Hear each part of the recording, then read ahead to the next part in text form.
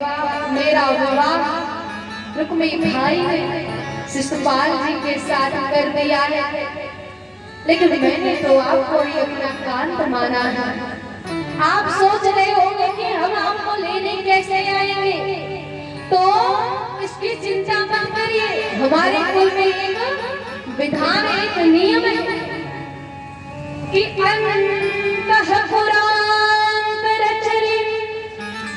मनिहत बंधु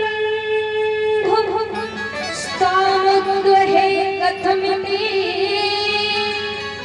प्रवदान्य पायं पूर्वे धुरस्ति महति कुलदेवी यात्रा यस्यां बहिर्नो वधू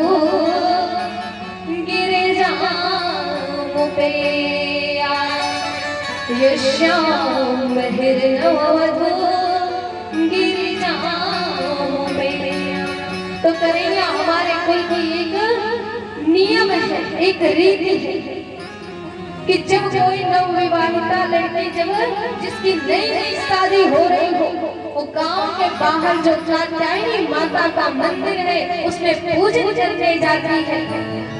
आप वहाँ पर आओ, हम पूजन करने आऊंगी, आप जो है हमको लेकर चले जाना। ब्राह्मण देवता बोले आपने अपना पत्र पढ़ लिया? रुक्मणी जी बोली हम लेके जाए। जी जी। ब्राह्मण देवता अब आए। सुखदेव जी महाराज वर्णन करते हैं कि ब्राह्मण देवता इतने घबराए हुए कि परसों तो होगा रुक्मणी रानी का विवाह, जल्दी से पहुंचो।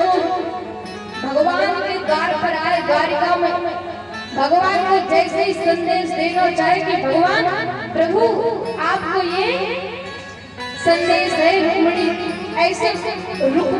ऐसे बोले। कन्हैया ने कहा हाथ दबा दिया। बोले ब्राह्मण देवता राजपाट की बातें बाद में करेंगे, पहले आओ तो सही। स्नान कराए, सुंदर वस्त्र को पहनाए। अब तो महाराज पंडित जी महाराज ब्राह्मण देवता अंदर में खूब घबराए कि परसों को बारात आनी है, कितनी जल्दी इनको बता दा। भगवान ने स्नान करायो, ध्यान करो, पूजन भया, भोजन आदि से निवृत्त हुई। तब भगवान आए, मुस्कुराए, ब्राह्मण देवता से बोले प्रभु अब बताइए आप किस कारणवश यहाँ पर आए। ब्राह्मण देवता ने कहा कन्हैया कल परसों हमारी रुक्मणी महारानी का स्वयंवर है, शिशुपाल के संग वो आपसे विवाह करना चाहते हैं, ये पत्र आपको दिया। भगवान ने पत्र पढ़ा। ब्राह्मण देवता बोले पढ़ लिया, अब हम जाएं? तो कन्हैया बोले महाराज क्या बात करते हैं, जाए नहीं, चलिए हम भी चल रहे हैं आपके साथ। सुखदेव जी महाराज कहते हैं परीक्षित इधर रथ में बैठकर जैसे ब्राह्मण देवता के संग कन्हैया चले, इतने सामने से आ रहे हैं बलराम। पंडित जी से बोले पंडित जी हम तो हो गया। पंडित जी बोले क्या हुआ? बड़े भैया से संकोच लगता है, कन्हैया खूब आदर करते हैं, लेकिन जब शादी विवाह का मामला होता है तो बड़ी शर्म आती है। बलराम भैया ने रथ में देखा कन्हैया और ब्राह्मण के संग में बैठे हैं। उन्होंने पूछा कन्हैया कहाँ जा रहे हो? कन्हैया बोले नजरों को नीचे करके जी वही जा रहे हैं। बलराम जी बोले बरोबर है, लेकिन जा कहाँ रहा है? जी वही जा रहे हैं। अरे वो तो ठीक है, जा कहाँ रहा है ये तो बता, कोई स्थान होगा। न किसी मंत्री को पता, न किसी सैनिक को पता, न किसी राजमहल में उपस्थित दरबारी को पता कहाँ जा रहे हैं। वही जा रहे हैं, कहाँ जा रहे हैं? कन्हैया बोले वहीं जा रहे हैं। इतने में पंडित जी बोले कुंडलपुर जा रहे हैं। बलराम जी बोले कुंडलपुर? हाँ हमने तो सुनी पर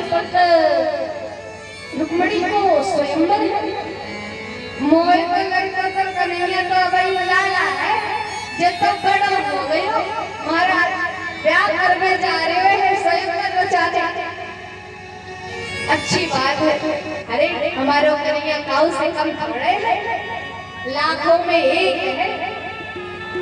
जा टेढ़ी नजर से सेनापति को इशारा कर दिया कि पूरी सुरक्षा होनी चाहिए कृष्ण की। वहां पर दुष्ट दुर्योधन दुशासन